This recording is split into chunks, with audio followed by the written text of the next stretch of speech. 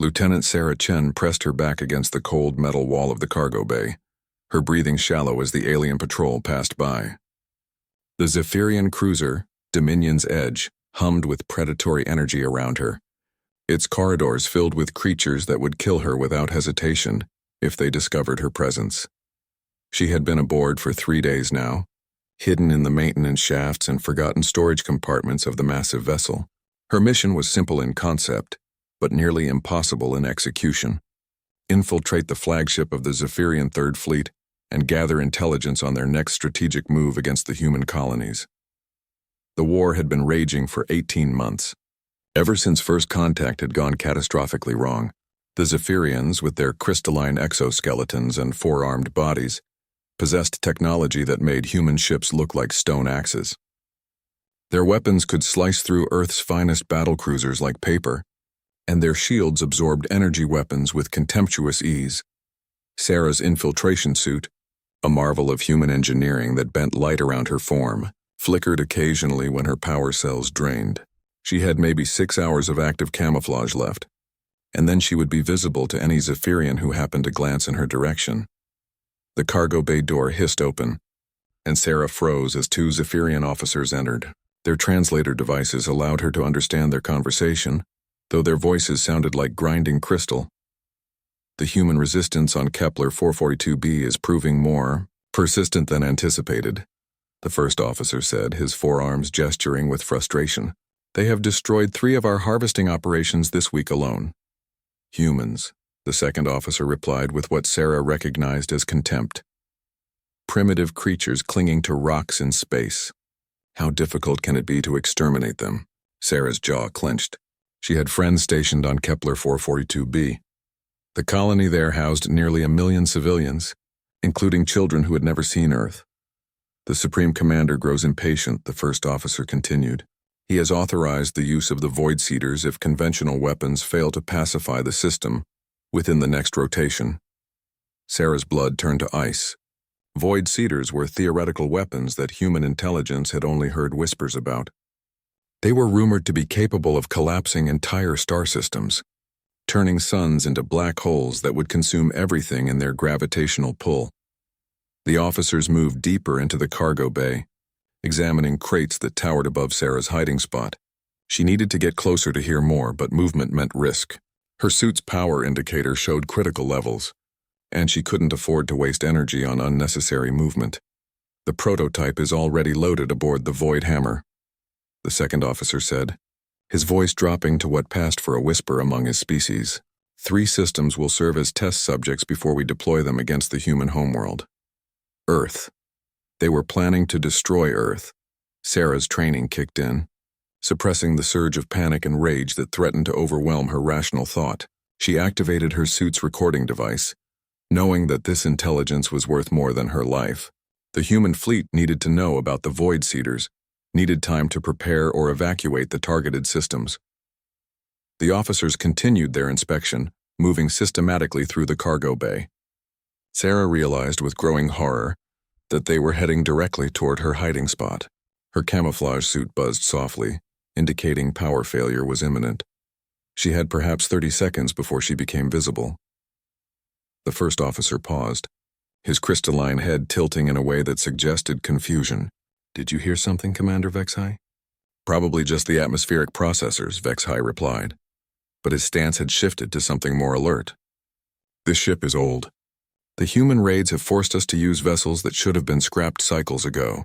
Sarah held her breath, her finger hovering over the emergency beacon that would signal her location to any human ships within range. If she activated it now, she might be able to transmit the intelligence about the Void Seeders before the Zephyrians killed her. But there were no human ships close enough to receive the signal, not in this deep in enemy territory. The officers were now only meters away. Sarah could see the intricate patterns etched into their exoskeletons, could hear the subtle harmonic frequencies they used for private communication beneath their spoken words. Her suit's power indicator went dark. The camouflage field flickered once, twice, then failed completely. Sarah Chen, infiltration specialist of the Terran Defense Force, became visible in the cargo bay of an enemy flagship. surrounded by hostile aliens who possessed weapons capable of destroying star systems. Commander Vexhi's 4 eyes locked onto her instantly, his crystalline features reflecting the cargo bay's harsh lighting. For a moment that stretched like eternity, neither human nor alien moved.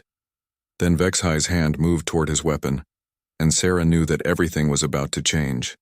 Commander Vexhi's hand stopped halfway to his weapon, his crystalline features shifting through what Sarah recognized as surprise, then something that might have been curiosity.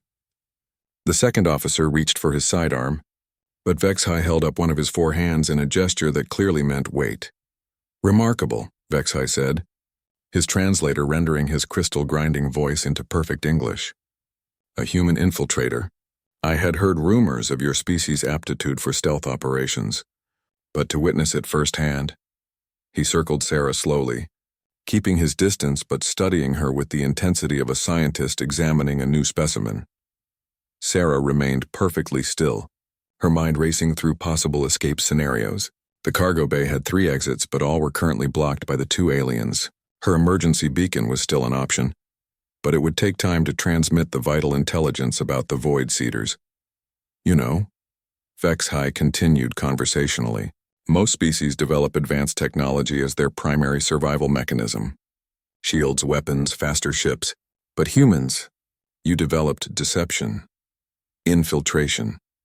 You learned to become invisible not through technology alone, but through patience and cunning." The second officer, whose name Sarah hadn't caught, clicked his mandibles, and what she had learned was a sign of impatience.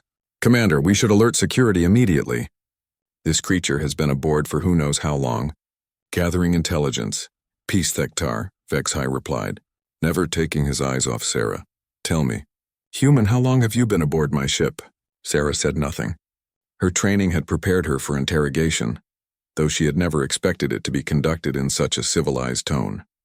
Most Zephyrian encounters with humans ended in immediate violence. 3 days, Vexhi answered his own question, studying the scuff marks on her infiltration suit. "Possibly 4. You've been listening to our conversations, recording our operations. The question is, what have you learned that you consider worth dying for?" The casual mention of death sent a chill down Sarah's spine, but she kept her expression neutral. Vexhi was clearly more intelligent than the average Zephyrian officer, and that made him exponentially more dangerous. "You're wondering why I haven't killed you yet," Vexhi observed, seemingly reading her thoughts. "The truth is, I'm curious about human capabilities. Your species has proven unexpectedly resilient. We estimated the war would last weeks. It has been over a year and you continue to surprise us." Thektar shifted nervously. "Commander, this conversation borders on treason. The Supreme Commander's orders regarding human prisoners are explicit. The Supreme Commander need not know about every tactical decision I make," Vexhi replied coldly. "Besides, this human may prove useful. Living specimens often provide more valuable intelligence than dead ones." Sarah realized that Vexhi was playing a dangerous game within his own command structure. His interest in her seemed to run counter to standard Zephyrian doctrine, which called for the immediate execution of any captured humans. "I have a proposition," Vexhi said suddenly. "You will tell me what you've learned during your time aboard this ship, and in exchange I will tell you something that may save millions of human lives." Sarah's eyes narrowed. This was unexpected. Zephyrians were not known for making deals with humans. Their approach to warfare had been methodical and brutal, showing no mercy or interest in negotiation. "Why would you help humans?" Sarah asked, speaking for the first time since her capture. "Because," Vexhi replied, "I have begun to suspect that this war is not what it appears to be, and if I am correct, then both our species are in more danger than either of us realizes." Thektar's crystalline features shifted to what Sarah recognized as alarm. "Commander, you speak of classified intelligence.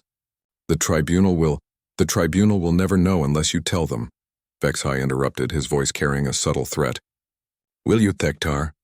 The subordinate officer fell silent, but Sarah could see the tension in his posture. Whatever Vexhi was suggesting, it was clearly against Zephyrian military protocol. "The Void Seeders," Sarah said quietly, deciding to test the waters. "I heard you mention them." Vexhi's 4 eyes widened, and for the first time since the encounter began, he looked genuinely shocked. "You understand our language without translators?" Sarah cursed herself internally. She had just revealed one of humanity's most closely guarded secrets. The Terran Defense Force had been working for months to decode Zephyrian communications, and only a handful of operatives like herself had been fitted with neural implants that allowed real-time translation.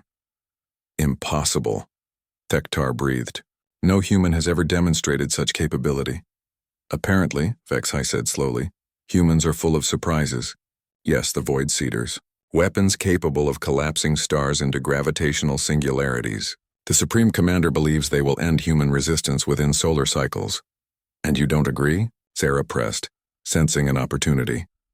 Vexhai was quiet for a long moment, his crystalline features reflecting the cargo bay's lights as he seemed to wrestle with some internal conflict. When he spoke again, his voice was barely above a whisper. The Void Seeders were not designed by Zephyrians, he said. They were given to us by beings that call themselves the Architects, and I have begun to suspect that the Architects have their own agenda, one that does not include the survival of either humans or Zephyrians. The implications of this revelation hit Sarah like a physical blow.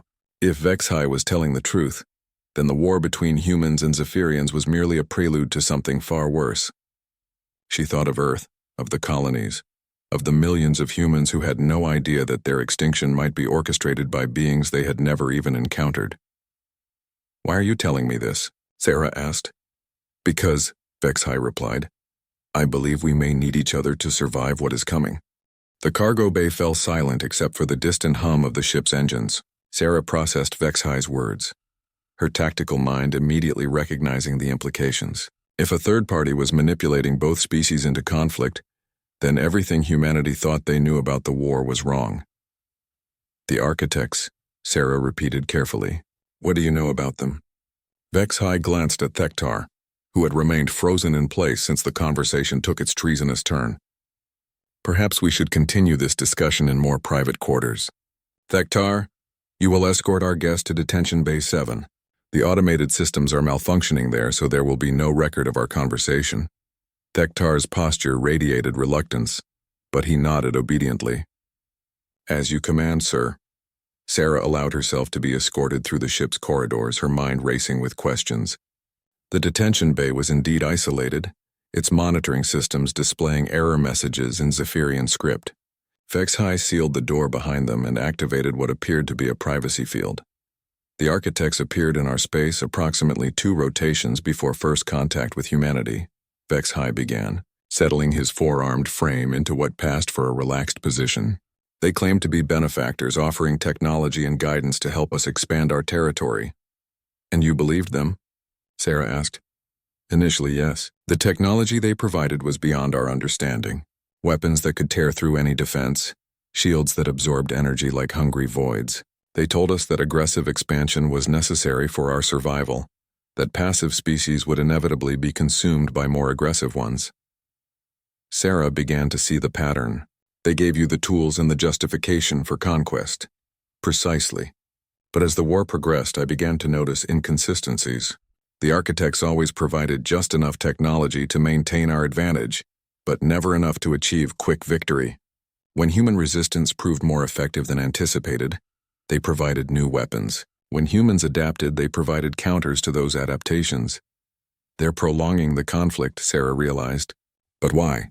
Vexhai's crystalline features shifted in what she was learning to recognize as grim satisfaction.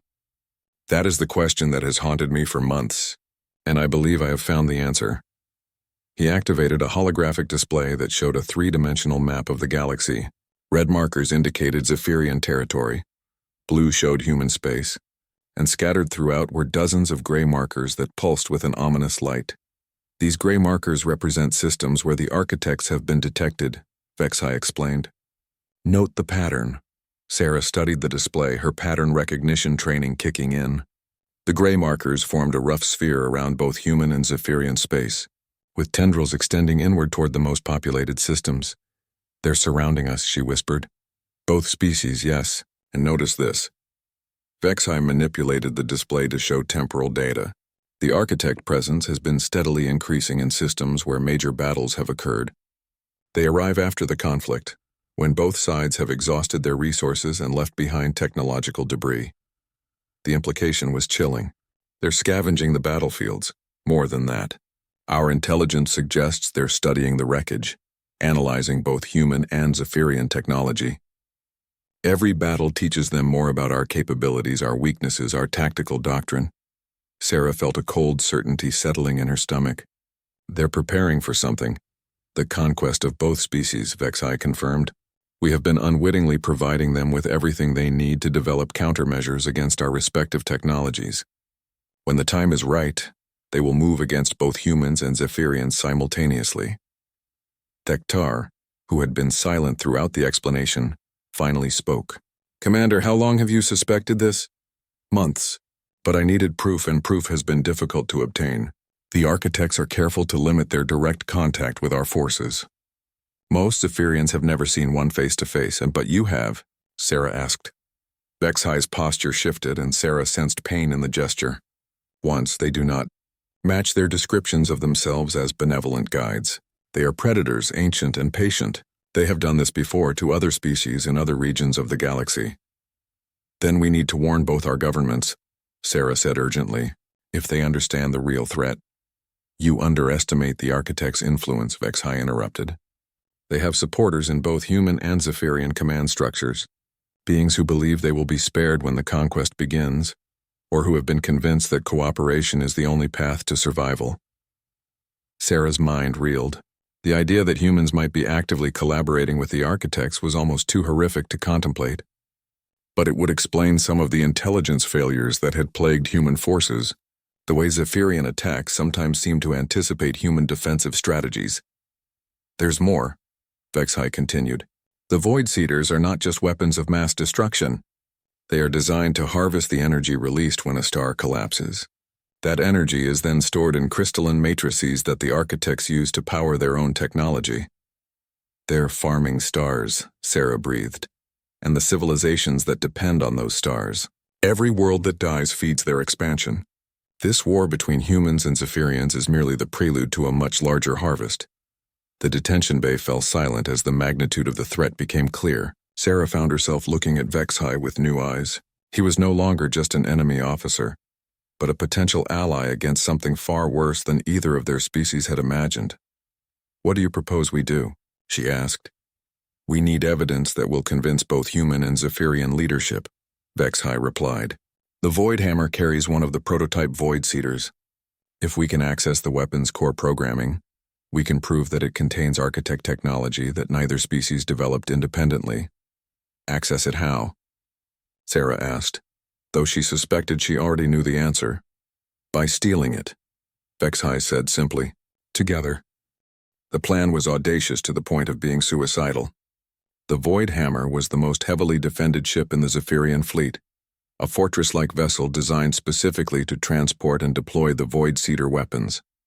It maintained a constant escort of destroyers and was protected by energy shields that could withstand a direct assault from an entire human battle group. The ship docks at Station Kethmore in 18 hours, Vexai explained, manipulating the holographic display to show the massive space station that served as the Zephyrian fleet's primary resupply point. During the docking procedure, there will be a 40-minute window when the Void Seeder's containment field must be recalibrated. That is our only opportunity.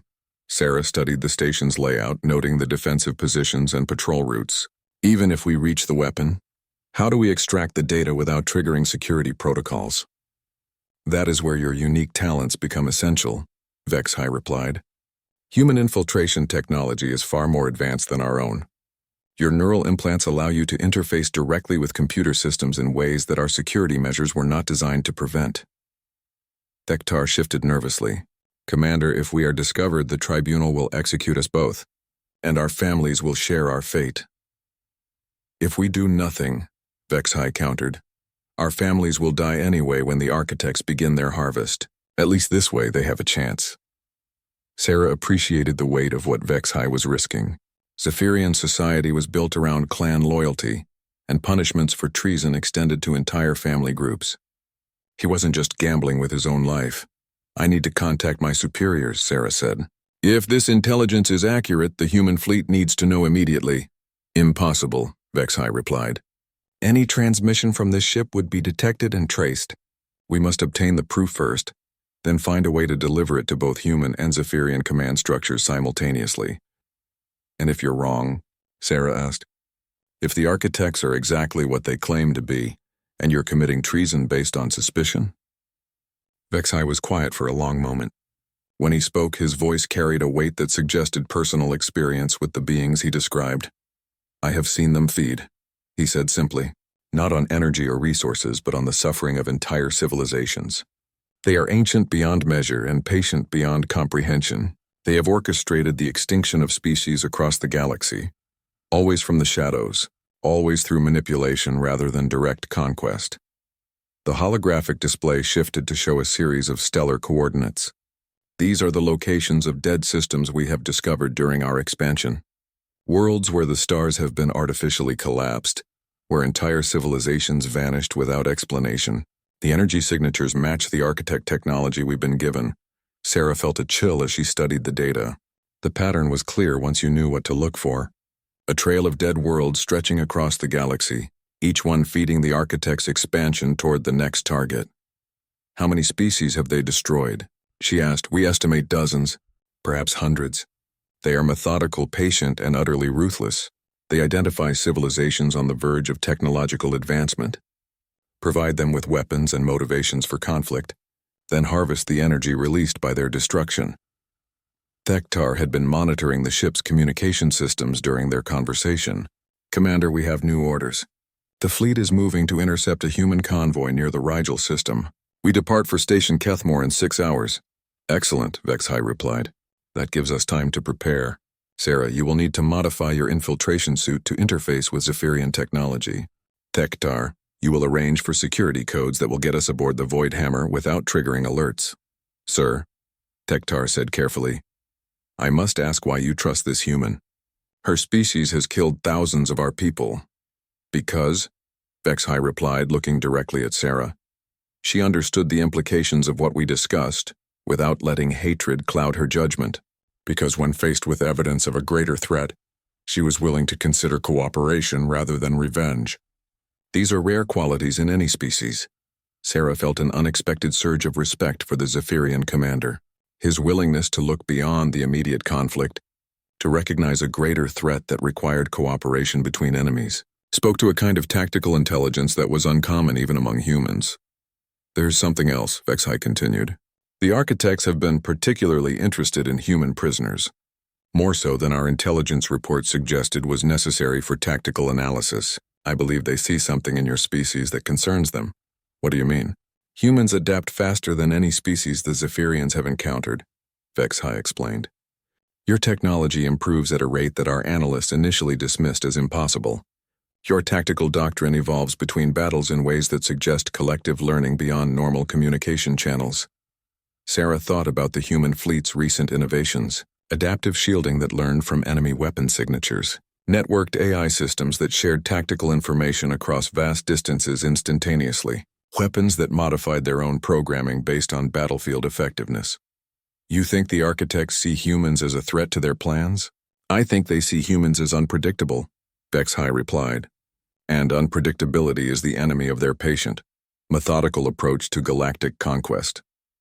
That may be why they have been so eager to see your species destroyed quickly. The ship's communication system chimed with an incoming message. Thektar activated the display and Sarah saw the crystalline features of a Zephyrian she didn't recognize. All commanders report to the bridge for tactical briefing, the figure announced. We have received new intelligence about human fleet movements. Vexai stood, his forearms moving in what Sarah recognized as a gesture of determination. The operation begins now. Sarah, you will remain here until we reach the station. Thektar will provide you with the equipment modifications you need. And if this goes wrong, Sarah asked, then both our species will learn the truth about the architects the hard way. Vexai replied grimly, and by then it will be too late to stop them. Station Kethmore loomed ahead like a crystalline city in space, its towers and docking bays extending for kilometers in every direction. Sarah watched from the observation port of the detention bay as the Dominion's edge approached the massive structure, noting the defensive positions and patrol patterns that would soon become obstacles to their mission. Thektar had spent the previous hours modifying her infiltration suit with Zephyrian interface components. creating a hybrid system that should allow her to access architect technology without triggering security protocols. The modifications were crude but functional, grafted onto her existing equipment like technological scar tissue. The Void Hammer is docked at Bay 7, Tektar reported, studying his scanner readings. Security is even tighter than expected. 3 destroyer escorts, automated defense platforms, and internal patrols on 15-minute intervals.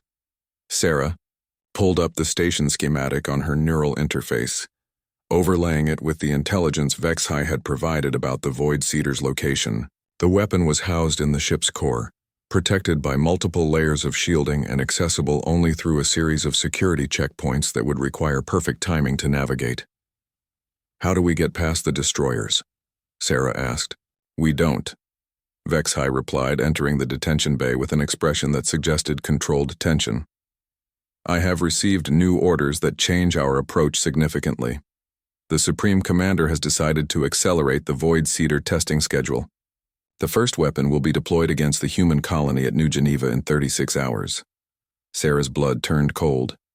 New Geneva housed over 2 million civilians, including the research stations that were developing humanity's most advanced defensive technologies. If the Void Seeder worked as designed, it would collapse the system's star and destroy everything within several light years. "We need to warn them," Sarah said urgently. "Warning them will not save them," Vexhai replied. "The only way to prevent the attack is to prove that the Void Seeders are architect weapons being used to manipulate both our species, and we have 18 hours to do it."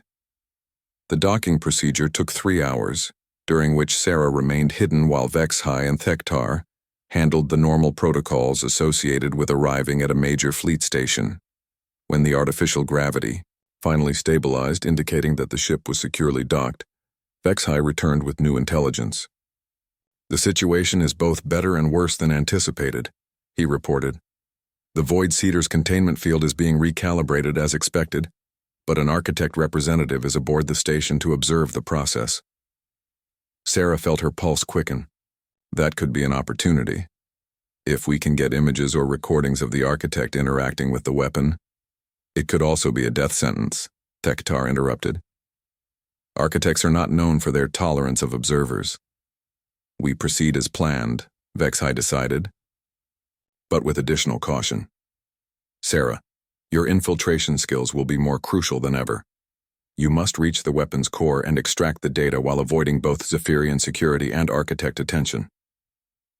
They moved through the station's corridors using maintenance passages and service tunnels that Vexhai's command codes granted them access to.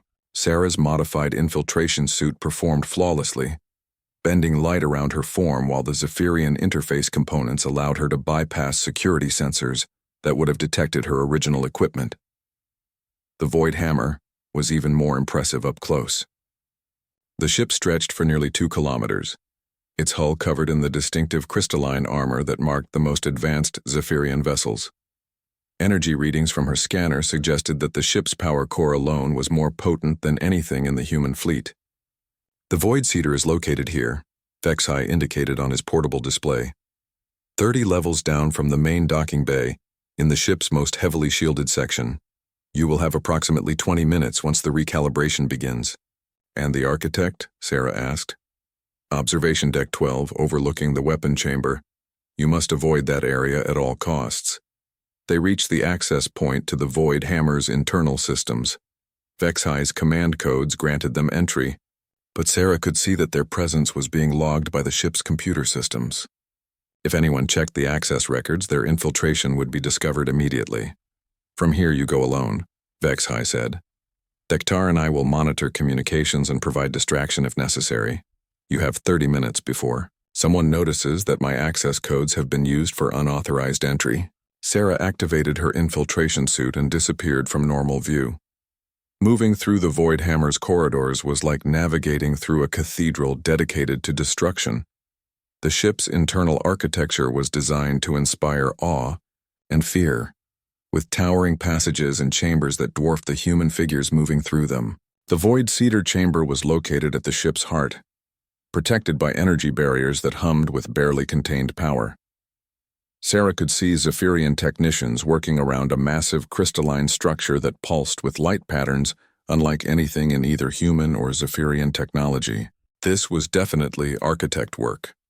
She positioned herself near an access terminal and began the delicate process of interfacing her modified neural implants with the alien system.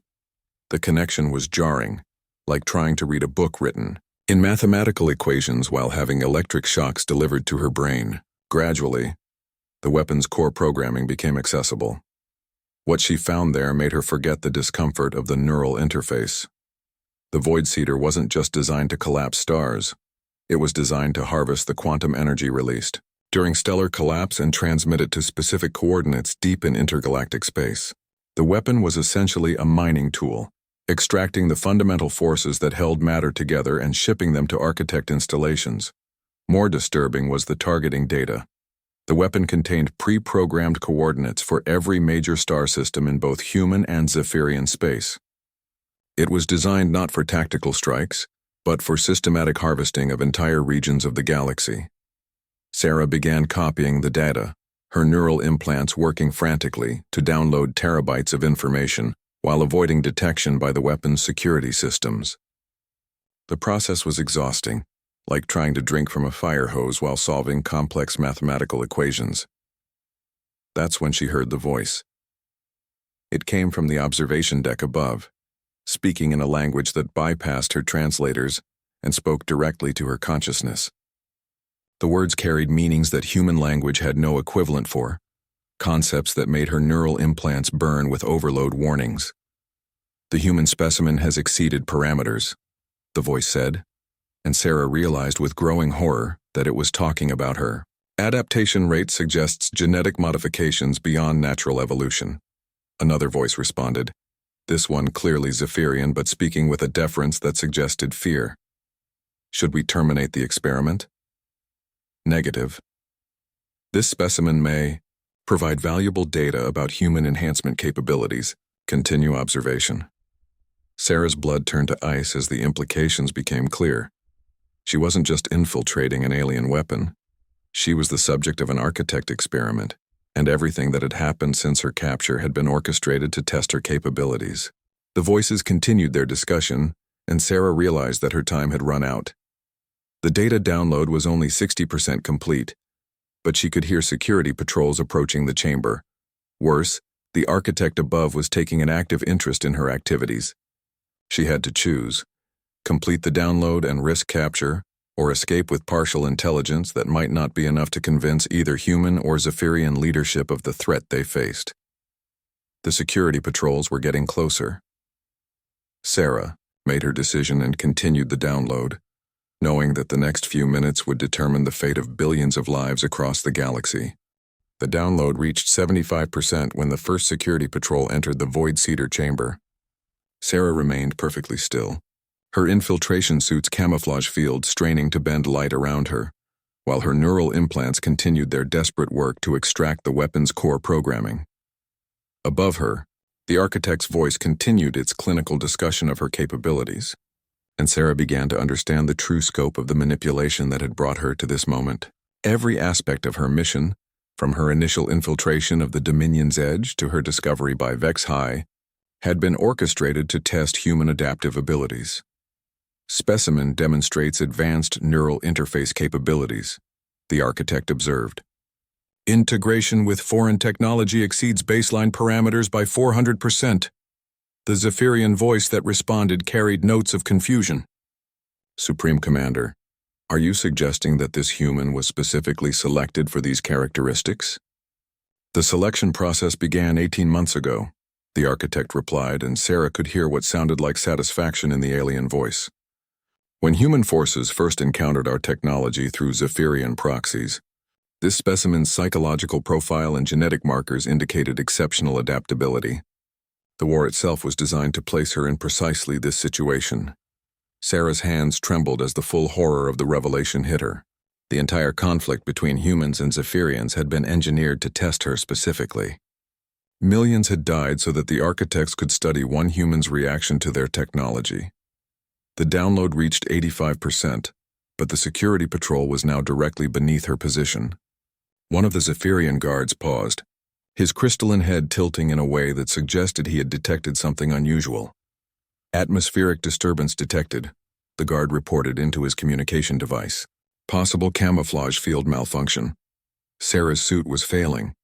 The hybrid modifications Thektar had made were incompatible with the architect energy signatures emanating from the void seeder, causing feedback loops that would make her visible within minutes. 90% complete. The architect above seemed to sense her presence as well.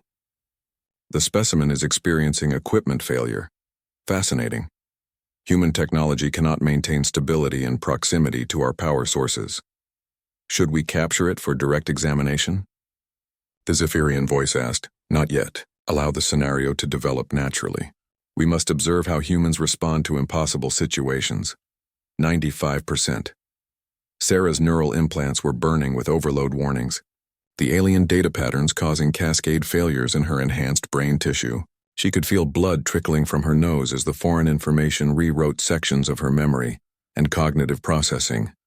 The security guard directly below her position activated a detection scanner. Sarah had perhaps 30 seconds before the device's sweep would reveal her location regardless of her camouflage field status. 98%. The download completion alarm would be silent to everyone except Sarah, but the architect above suddenly became very interested in the weapon's status displays. Interesting, the alien voice mused. The Void Seeder's core programming is being accessed from an unauthorized terminal. The specimen is more capable than projected, 99%. The Zephyrian guard scanner locked onto Sarah's position. His weapon came up, energy building in the crystalline chamber that would fire a beam capable of cutting through starship armor. 100%. Sarah's neural implants completed. The download and immediately began, broadcasting the data through every available communication channel. Her emergency beacon activated automatically, transmitting the intelligence about architect manipulation to any human ships within range while simultaneously uploading it to the Dominion's Edge's computer, systems where Vexhai would find it.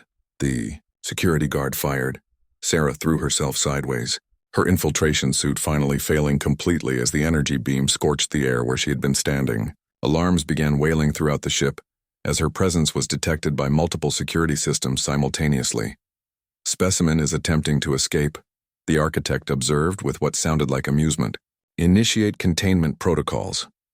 The chamber's exits sealed themselves with energy barriers that would prevent anything short of a starship weapon from breaking through. Sarah was trapped in the Void Seeder chamber, with a dozen Zephyrian guards and an architect somewhere above who viewed her as an experimental subject, but the data was already spreading. Her neural implants showed confirmation signals as the intelligence about architect manipulation reached Human Fleet Command, Zephyrian leadership, and dozens of colony worlds simultaneously. Within hours, both species would know the truth about their conflict and the beings who had orchestrated it. "You're too late," Sarah called out, her voice echoing through the chamber as guards surrounded her position. "Both our species know what you are now. The experiment is over." The architect's voice carried what might have been surprise. "The specimen believes it has achieved victory through information dissemination. Curious, most species become paralyzed when they understand the scope of their manipulation. You don't understand humans very well," Sarah replied, keeping her hands visible as the guards closed in. "We get angry when someone tries to control us, and we're very good at breaking things when we're angry." "We shall see," the architect replied. "Guards, escort the specimen to Observation Bay 12. I wish to examine it more closely." As the Zephyrian guards activated restraint fields around her, Sarah smiled grimly. The architects had made one crucial mistake in their manipulation of galactic events. They had assumed that discovering the truth would demoralize humans and Zephyrians, making them easier to control. Instead, they had just given both species a common enemy, and proof that cooperation was not just possible, but necessary for survival. The real war was about to begin, and Sarah had just fired the opening shot. The observation bay was unlike anything Sarah had ever seen. The walls seemed to exist in multiple dimensions simultaneously, shifting between solid matter and transparent energy fields that offered glimpses into spaces that hurt to look at directly. At the center of the room stood the architect. Sarah's first thought was that her neural implants were malfunctioning. The being before her didn't seem to have a fixed form, instead appearing as a constantly shifting amalgamation of geometric patterns that suggested rather than displayed a physical presence. When it moved, reality seemed to bend around it, space-folding in ways that made her inner ear send conflicting signals about which direction was up. The specimen's neural activity is fascinating, the architect observed, its voice bypassing her auditory system entirely and speaking directly to her consciousness. Even when confronted with beings beyond its perceptual framework, it continues to analyze and adapt rather than submit to paralysis. "My name is Sarah Chen," she replied, surprised by how steady her voice sounded. "I'm a lieutenant in the Terran Defense Force, not a specimen." Names are constructs used by limited beings to create the illusion of individual significance, the architect replied. "You are a pattern of neural activity and genetic potential that we have been cultivating for optimal development." The Zephyrian guards who had escorted her remained at the chamber's edges, their crystalline features reflecting the impossible geometries of the architect's presence.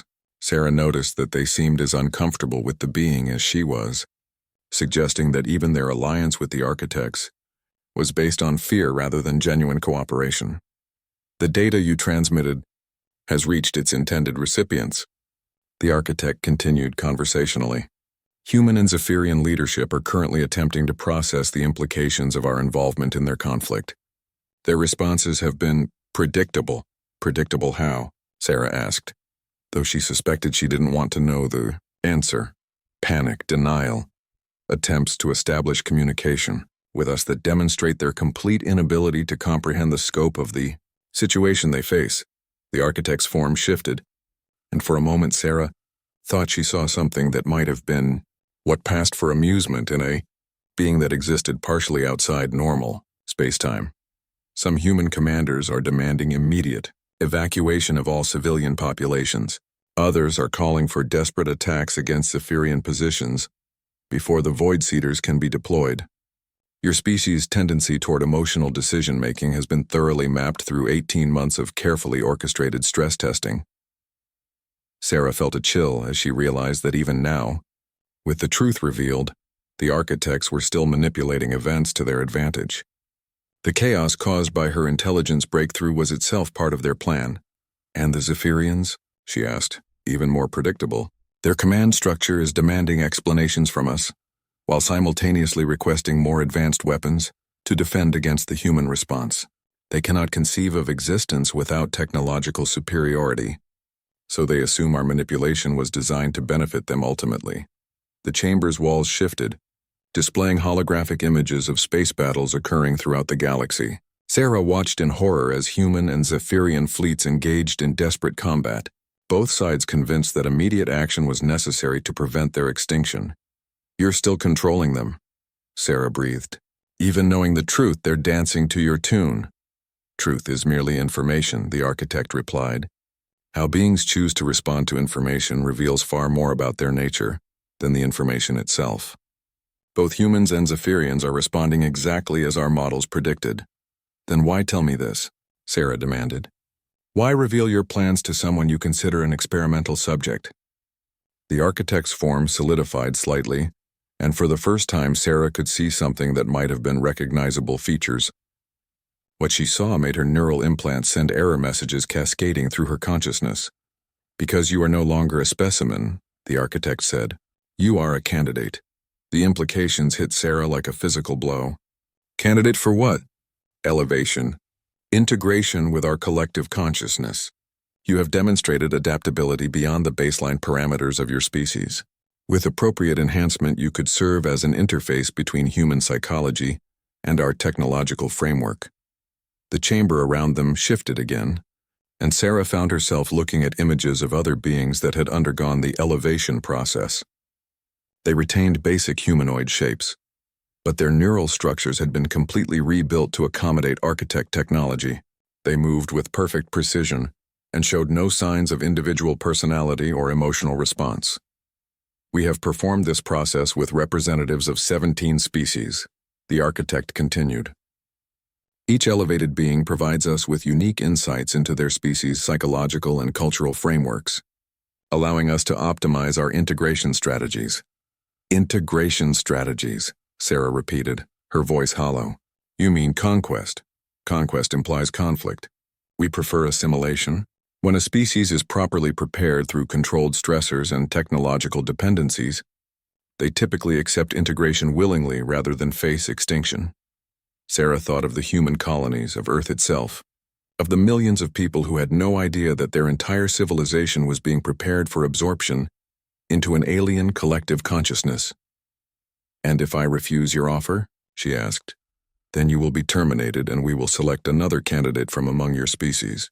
Your neural patterns suggest that there are perhaps a dozen other humans with similar adaptability potential. The process will simply take longer. For the first time since entering the observation bay, Sarah smiled. It was not a pleasant expression. You really don't understand humans at all, she said. Explain. You think revealing your plans will make me more likely to cooperate because I'll see the futility of resistance. But humans don't work that way. When we understand exactly what we're fighting against, we get more dangerous, not less. The architect's form shifted in what might have been confusion.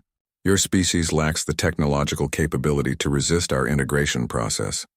Emotional determination cannot overcome objective reality. Maybe not, Sarah agreed. But it can do something you haven't accounted for. Which is? Sarah activated the emergency protocol that she had hoped never to use.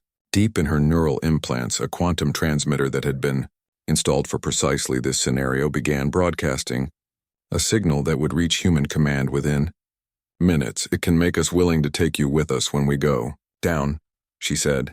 The signal she was transmitting contained not just the intelligence about architect manipulation, but also her current location and a request for immediate nuclear strike on her position.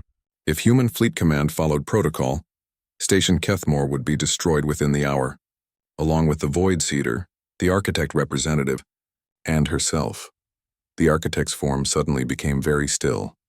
You are requesting your own destruction to prevent our plans from proceeding. I'm buying time for my species to prepare for war, Sarah corrected. A real war, against the real enemy. For the first time since the conversation began, the architect sounded genuinely surprised. Your sacrifice will not prevent our eventual success. We have prepared contingencies for every conceivable response. Every architect response, Sarah replied. But you've been studying humans and Zephyrians separately. You haven't been studying what happens when they work together against a common threat. The chamber's walls began displaying new holographic images, showing human and Zephyrian ships moving in coordinated formations, sharing technology and tactical intelligence in real time. The intelligence Sarah had transmitted wasn't just revealing architect manipulation, it was enabling unprecedented cooperation between species that had been at war for 18 months. Impossible, the architect said, its voice carrying what might have been genuine concern for the first time. The cultural and biological differences between the species make meaningful cooperation mathematically improbable. You're about to find out just how wrong you are, Sarah said as proximity alarms began wailing throughout the station. Because we're not just human anymore or just Zephyrian. We're something you've never encountered before, which is allies who have nothing left to lose. The first human nuclear warhead detonated against Station Kethamore's shields exactly 37 minutes later, followed immediately by a Zephyrian antimatter bombardment that Vexhai had coordinated with Human Fleet Command. Sarah Chen died in the explosion that followed, but her legacy lived on in the unprecedented alliance between humans and Zephyrians that would spend the next century hunting architects across the galaxy. The real war had begun, and for the first time in their ancient existence, the architects discovered what it meant to be afraid.